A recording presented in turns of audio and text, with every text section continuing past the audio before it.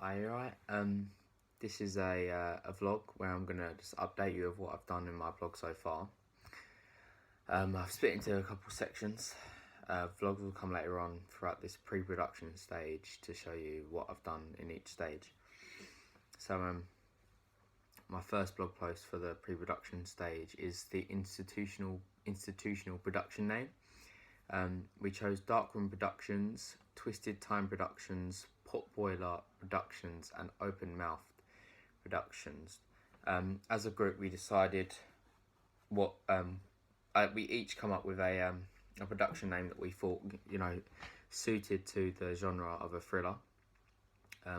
As they're all kind of twisted, and Potboiler connotes the it's like Witch's Cauldron, and Open Mouth Production shows that you're the whatever you're watching has kind of challenged you and you're kind of shocked about it, so you open your mouth. And Dark, it connotes all the bad things and things like that are like the typical conventions you'd see in a thriller. So we come up with a few production names, and we decided that we should choose. I'm not going to tell you that. I'll tell you that later. We come up with production names, and basically we just wrote about why it's suitable as a production name, and that's pretty much it. Like I said, now we have our final institutional name, which is the production name that we came up with. We did decide to choose Darkroom Productions as we believed it sounded the best and it was most suitable. People kind of liked it more from the questionnaire and the focus group that we done later on that I'll tell you about. People did decide that Darkroom Productions was the best, most suitable option that we had. Because Darkroom, it kind of connotes thrillers all the time. Like in a typical thriller film, you always have something in a dark room, so we thought it was most suitable, so that's what we went with. Like, to take into account of the people, the potential actors that we're going to audition. So we did decide to come up with a monologue for all the people that are going to audition. We all kind of sat down and discussed, and didn't take that long actually. We just decided, what we're going to have person one, person two, and they're just going to pretend to be two people. So it kind of gives us more of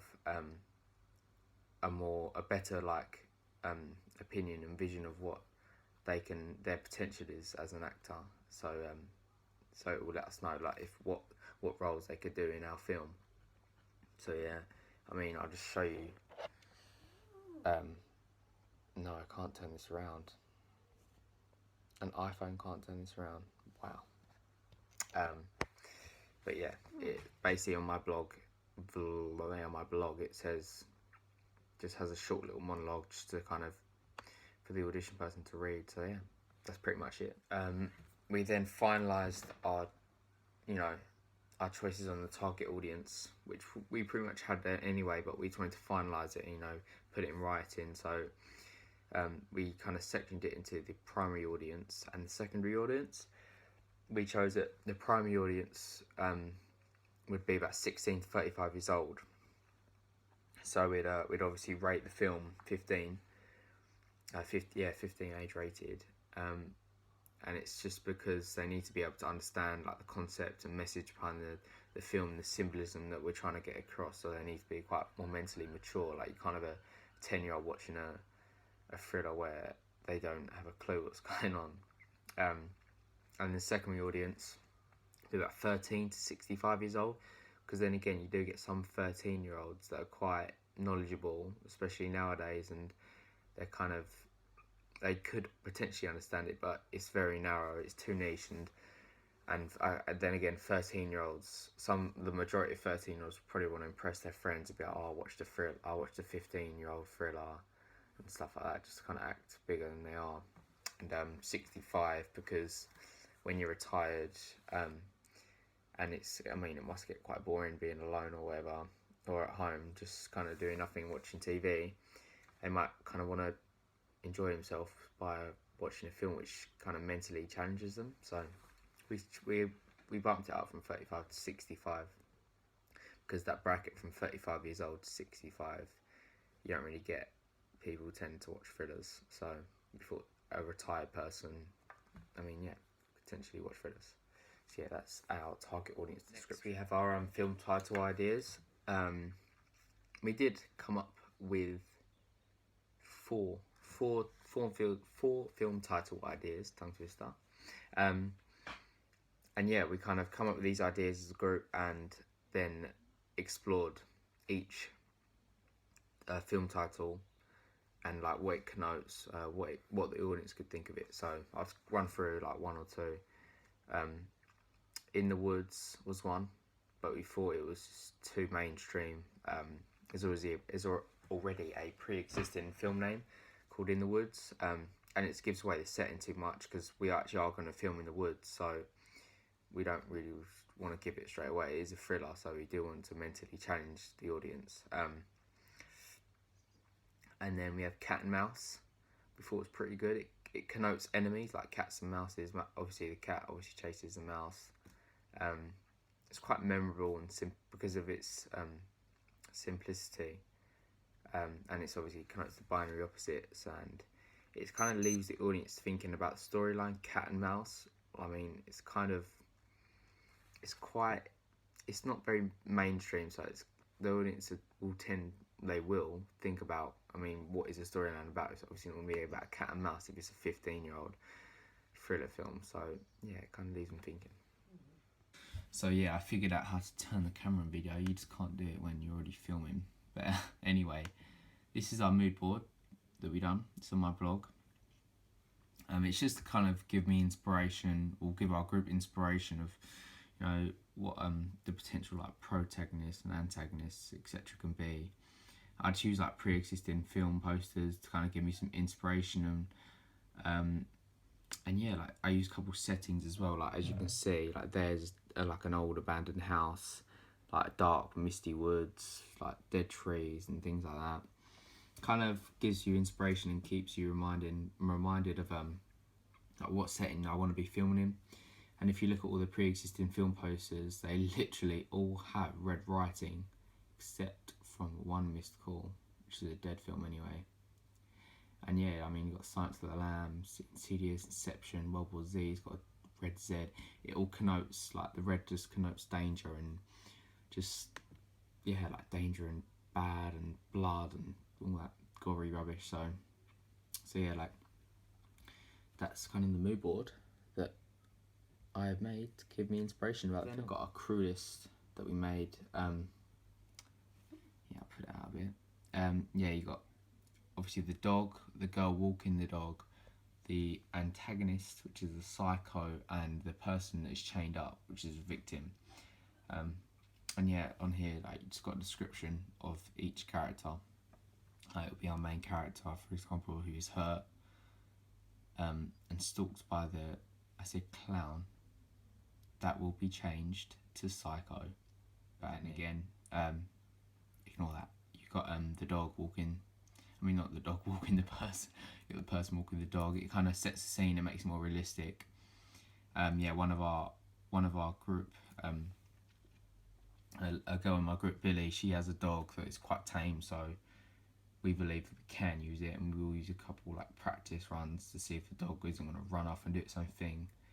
I think it's going for real walks when it's meant to be an actor in the film, but anyway, yeah, you get the person chained up, obviously it's unknown character. Well, we now know that needs to be changed as well. The person chained up is the victim, which is Jodie. It is the missing friend of the girl walking the dog. So yeah, have our location list. We chose like King George's, South Weald, and Shenfield Common Woods. All of them have forest and woodland around them, so they're all suitable to film in. But we thought Shenfield Common, it's just too, everyone uses it who does media at our school, so we thought no, along that and use a different environment. And we decided that Thornton Country Park is probably the most suitable because it's so vast. It's got massive trees. It's just really great to film in. It's really good there, so that's where we're going to film. Our equipment list, pretty straightforward, really. We're not going to use any CGI or anything like that if we don't feel there's any need for that. But yeah, we'll be using things like an HD camera to kind of get the best optimal, camera quality we can get for the film. Like a tripod to kind of keep it steady, that kind of thing. Yeah, it just allows it to be stable. Yeah, as I mentioned, we could use a green screen to add special effects, but we don't really see the point in it. But yeah, that's pretty much it for equipment. And lastly, we have our props list. This is literally to make the film more believable and more realistic, because that's what we want to do in the thriller. We want to make it as realistic as possible. So, the audience do actually kind of get kind of mentally challenged, trying to get my words out, mentally challenged. And yeah, we chose to use like a knife, which the antagonist will hold, because that obviously connotes danger and like blood and death. And we could use a touch of fake blood just to kind of make that more realistic. But then again, we don't want to use fake blood too much, because we don't want it to stray towards the horror. It could be a subgenre, but we kind of want to keep it the thriller. But yeah, we will use a tiny bit of fake blood to make it more realistic. We'll use ropes to keep the victim that is chained up on the floor, or tied up on the floor, by ropes. That would just kind of make it more realistic as well. And yeah, like an outfit for the antagonist, which will be needed. It's kind of, yeah, then again, just make it more realistic that the antagonist is some sort of psychopath and is mentally ill, and it makes it more lifelike and things like that. And we'd also need like a chair that the victim will be sitting on, kind of like with a thingy around her mouth, like screaming or whatever, screaming for help and stuff like that. Kind of makes it more edgy. Anyway, that's the end of this vlog. Yeah, I've pretty much updated you on what we've kind of chosen so far in terms of like lists, like props, camera, props, equipment, location, obviously like the institutional production name, and like the target audience and things like that. Yeah, I'll see you on the next vlog.